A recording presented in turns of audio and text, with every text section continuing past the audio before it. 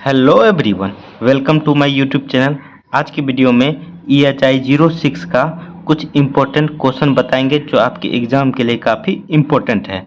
देखिए, EHI 06 में हम चीन और जापान का इतिहास के बारे में पढ़ते हैं, जो कि टाइम पीरियड है 1840 से 1949 के बीच का। तो आइए प्रश्न देखते हैं, क्या प्रश्न बताने वाले हैं इस वीडियो में। देखिए, इस वीडियो में हम आपको ये क्वेश्चन बताएंगे, जो कि क्वेश्चन है जापान में मेजी पुनर्स्थापना पर एक टिप्पणी लिखिए। ये क्वेश्चन आपके एग्जाम में 12 नंबर का पूछ लिया जाता है और कई बार आपके एग्जाम में आया हुआ है। 12 नंबर में पूछने का मतलब है कम से कम इसे 250 से 300 शब्दों में लिखने का आप प्रयास करेंगे। 250 से 300 शब्दों में। देखिए, मेजी जापान में मेजी स्थापना पर एक टिप्पणी लिखिए। देखिए, मेजी शासन जो था, इससे पहले जो था शोगुन शासन चल रहा था जापान में। जो शोगुन शासन 250 वर्षों तक चला था जापान में। उसके बाद 1867-68 के आसपास में मेजी शासन आया था। तो शोगुन का कैसे नष्ट हुआ और मेजी किस तरह से जापान में आया, उस पर एक टिप्पणी लिखना है। तो आइए इसको विस्तार से जानते हैं। उससे पहले आप लोग से छोटा सा रिक्वेस्ट है, जो भी न्यू स्टूडेंट इस चैनल पर पहली बार आए, चैनल को सब्सक्राइब कर दें, वीडियो को लाइक कर दें।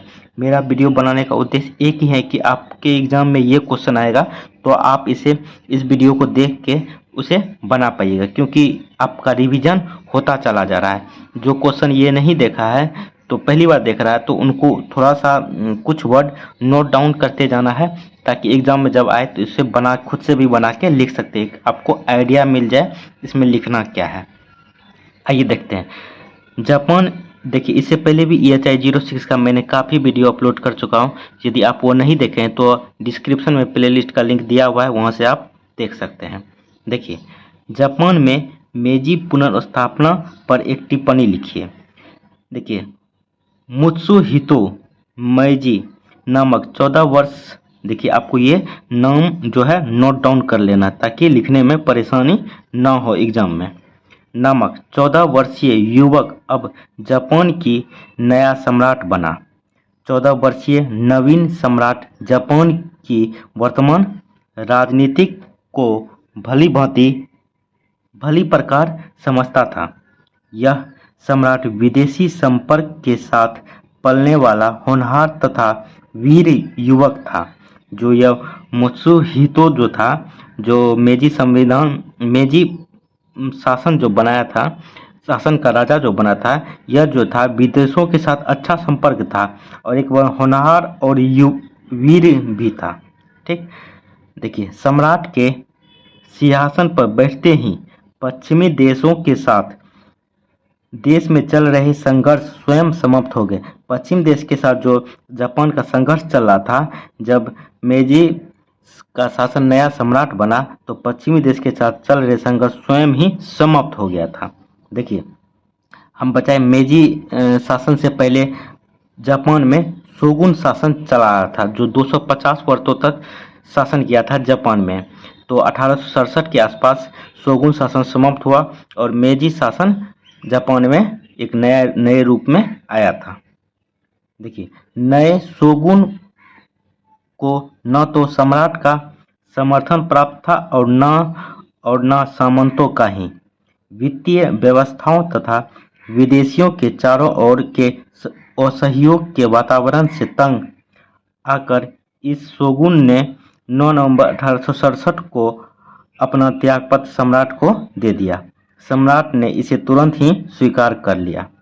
देखिए आगे, इस प्रकार 250 साल से चल आ रही शोगुन शासन व्यवस्था का अंत होकर इसके स्थान पर जापान की राज व्यवस्था पर पूर्ण रूप से सम्राट का अधिकार हो गया। सम्राट का अधिकार मतलब मेजी शासन का अधिकार हो गया।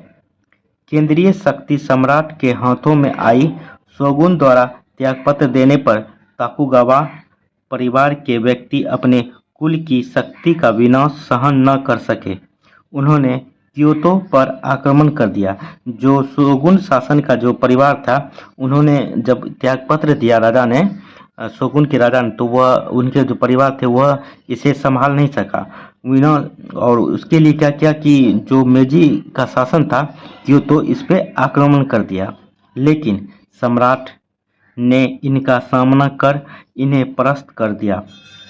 विवश होकर ताकुगावा परिवार के सदस्यों ने नवीन वर्तमान परिस्थितियों में अपने को ढाल लिया।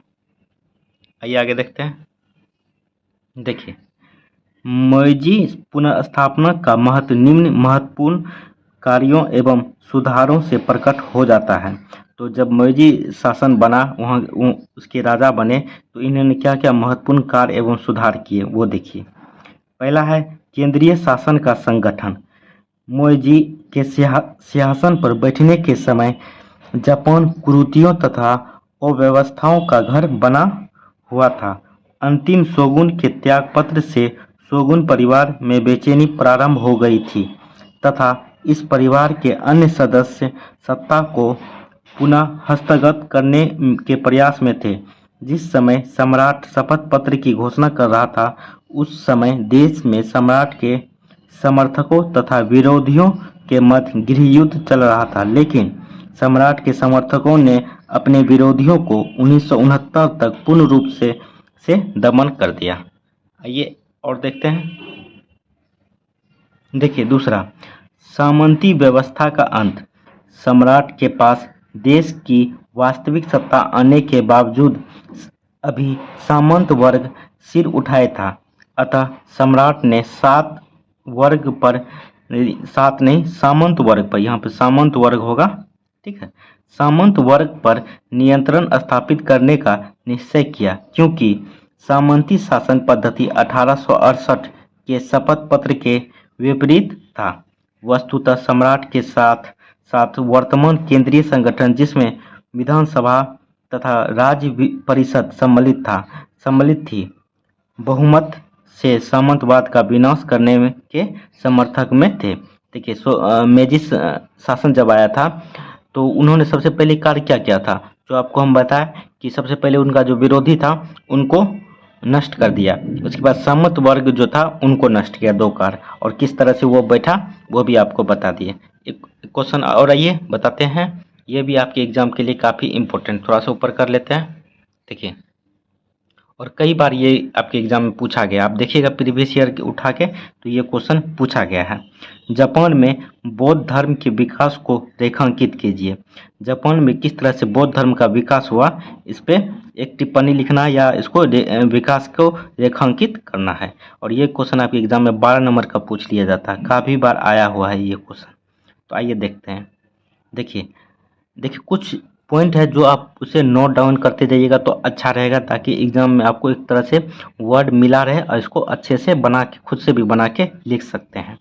देखिए, जापान में बौद्ध धर्म के प्रारंभ की तिथि को परंपरागत तौर पर सन 552 ठीक 552 ईस्वी माना गया है, परंतु यात्रियों के द्वारा इससे भी पूर्व चीन एवं कोरिया से जापान लाया गया बौद्ध धर्म के विचारों को शासक वर्ग ने काफ़ी पसंद किया।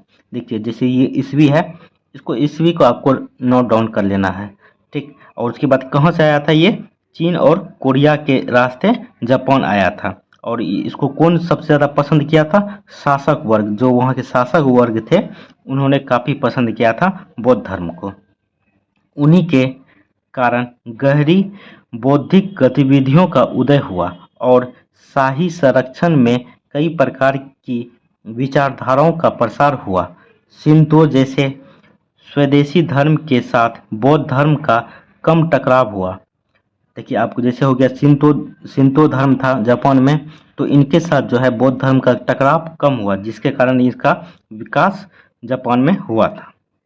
देखिए, बौद्ध धर्म के नारा संप्रदाय के काल की मुख्य विशेषता यह थी कि उसके अनुयायी बहुत बुद्धिमान एवं कुलीन थे।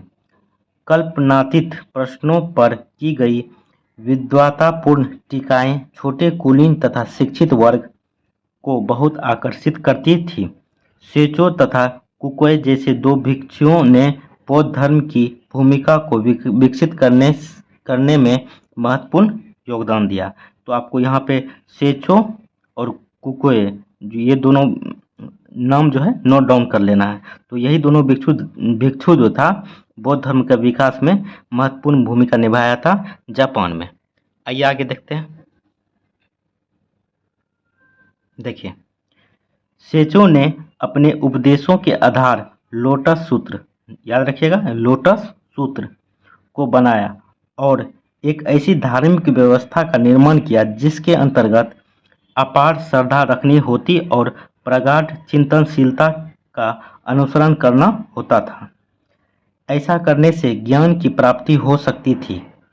इस संप्रदाय ने महावेरोकाना सूत्र का उपयोग, याद रखिएगा महावेरोकाना सूत्र का उपयोग किया।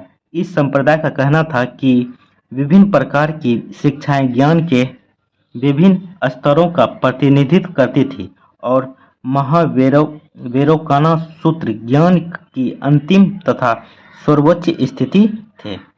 इसको सिंगों की गुप्त शिक्षाओं या उपदेशों के द्वारा प्राप्त किया जा सकता था। प्रारंभ के अध्ययन पर बल दिया जाता था, किंतु अब यह अनुष्ठानों में परिवर्तित हो गया था और यह उपदेशकों से शिष्यों को प्राप्त हो गया। ये दोनों संप्रदाय जैसे जो नाम थे तेंदो और शिको, ठीक है, 9वीं तथा 10वीं सदियों के दौरान खूब फले फूले और हेयन कुलीन वर्ग में इसको काफ़ी समर्थन मिला। जो कुलीन वर्ग वो होता था, जो अमीर लोग होते थे, इसमें काफ़ी इनको समर्थन मिला था बौद्ध धर्म को। किसी एक व्यक्ति के जीवन में सर्वव्यापी मुक्ति एवं ज्ञान के ये विचार जनता के लिए कोई धर्म न बन सके।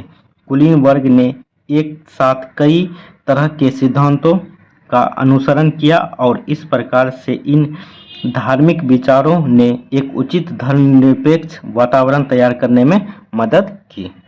तो देख लीजिए 2 क्वेश्चन। कैसा लगा आपको ये वीडियो कमेंट करके ज़रूर बताएं। आप लोग चैनल को सब्सक्राइब नहीं करते हैं, चैनल को भी सब्सक्राइब कर दीजिए। नेक्स्ट आने वाले वीडियो में भी और अच्छे से अच्छे क्वेश्चन बताएंगे जो आपके एग्ज़ाम के लिए काफ़ी हेल्पफुल होगी।